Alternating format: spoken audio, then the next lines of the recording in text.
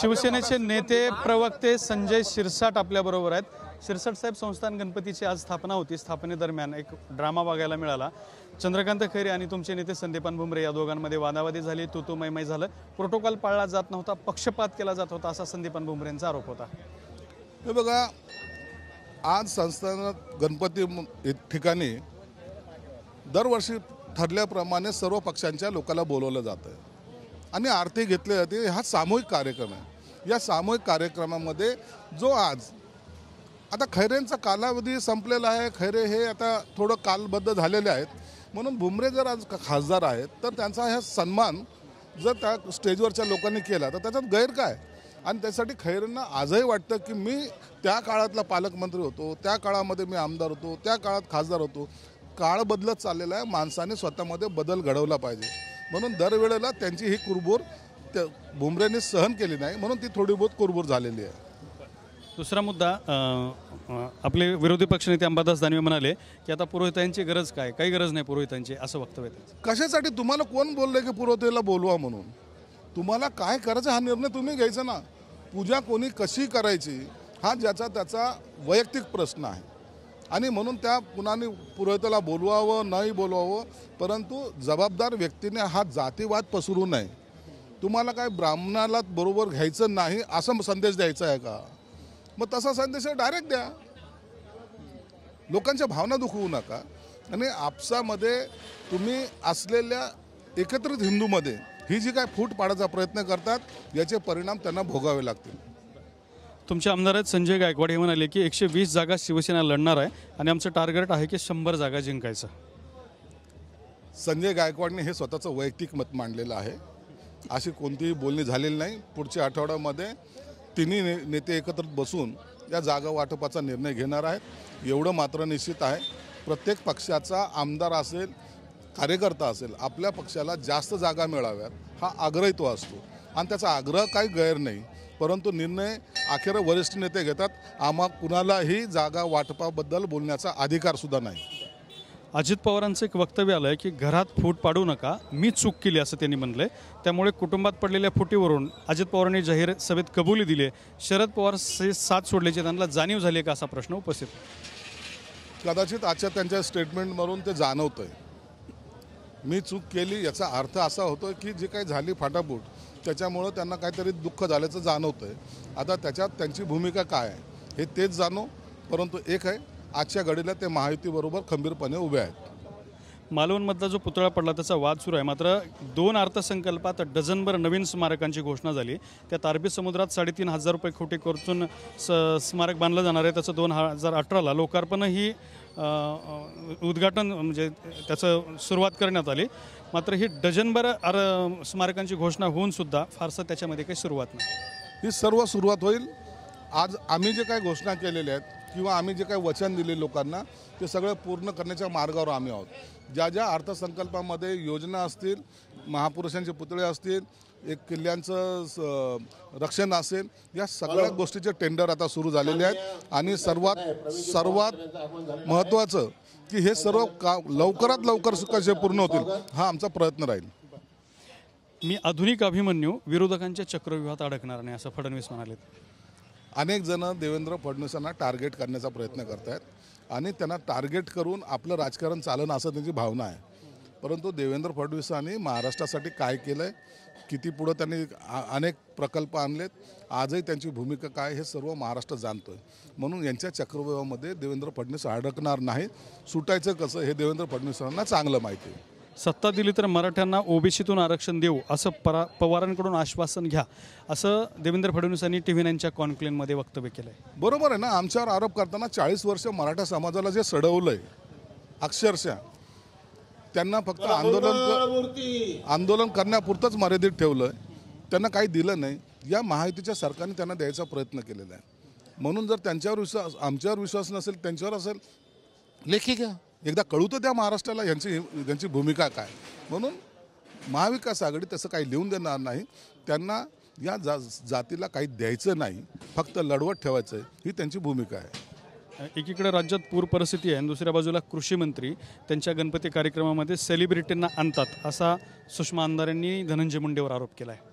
सुषमा अंधारच्या स्टेटमेंटला काही अर्थ असतो का? गणपती मंदिर ट्रस्टच्या वतीने ओबीसी मधून आरक्षणाच्या भूमिकेवर जरंगे यांनी विरोधकांना विचारलं पाहिजे असं एकनाथ शिंदे म्हणालेत. मराठा समाजाला आम्ही आरक्षण दिलं, विरोधकांनी नाही. शिंदे हे जे वस्तुस्थिती आहे सर्वजण जाणतायत, हे जरांगे पाटील जाणतायत, ओबीसी नेते जाणतायत आणि सर्वांना माहिती आहे की फक्त देण्याची ताकद ही महायुतीच्या सरकारमध्ये आहे. म्हणून हे आम्हीच देऊ शकतो याची जाणीवसुद्धा जरांगे पाटील आणि त्यांच्या सर्व सहकाऱ्यांना आहे. म्हणून ते आमच्याबरोबर राहतील अशी आम्हाला अपेक्षा आहे. जरांगे मला म्हणाले, म्हणजे राजेंद्र राऊत जे भाजपचे आमदार आहेत त्यांचा असा दावा आहे की जरांगे मला म्हणाले की मी फुंकलो असतो तरी उदयनराजे पडले असते. आता ते मी स्टेटमेंट काही ऐकलेलं नाही, त्यावर भाष्य करणं मला वाटतं उचित नाही. जाहिरातीतून मुख्यमंत्री शब्द वगळावा इतका जड नव्हता. शंभूराज देसाई आहेत. अजित पवार गटाच्या जाहिरातीवर शंभूराज देसाईंनी प्रतिक्रिया दिली आहे. आता तो वाद मिटलेला आहे. यापुढच्या प्रत्येक जाहिरातीमध्ये राष्ट्रवादीच्या सुद्धा मुख्यमंत्री माझी लाडकी बहीण योजना हा शब्द असेल. शिंदेच्या नेतृत्वात निवडणुका लढणार असल्याने मोठा वाटा राहील असं शंभूराज देसाई म्हणतात.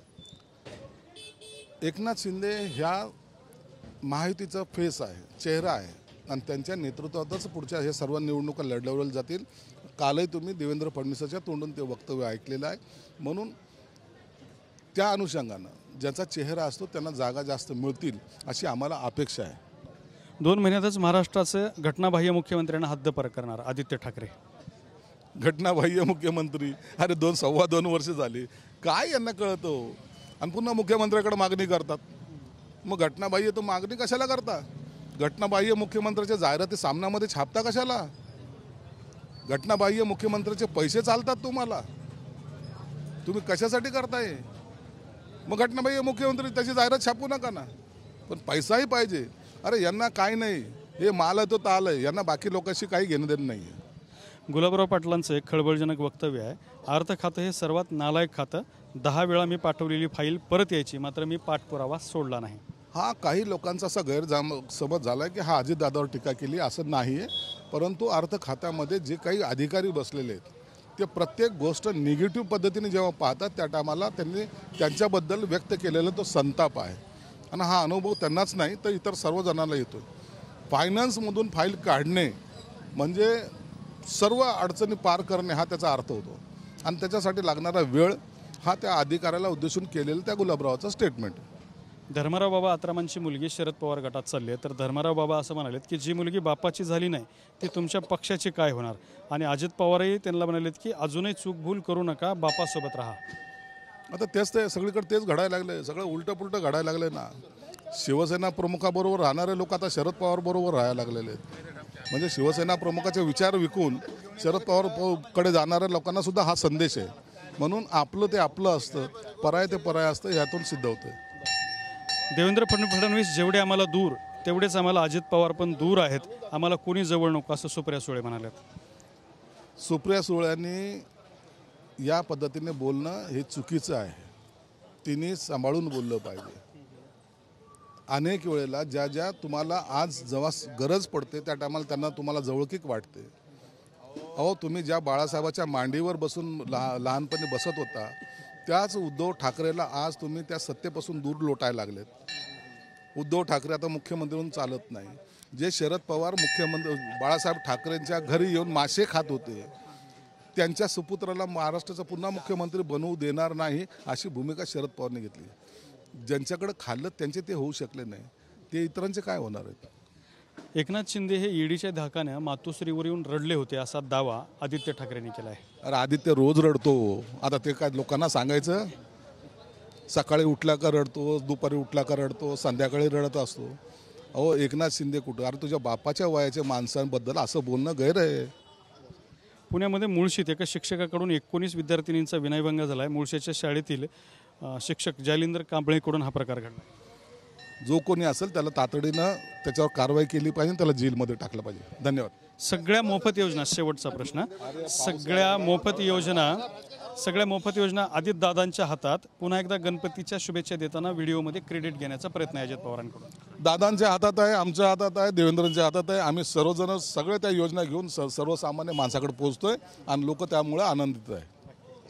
तर हे होते संजय शिरसाट ज्यांनी आपली प्रतिक्रिया दिलेली आहे. कॅमेरामॅन हर्षल निकम सोबत दत्ता कानवटे, TV9 मराठी, छत्रपती संभाजी.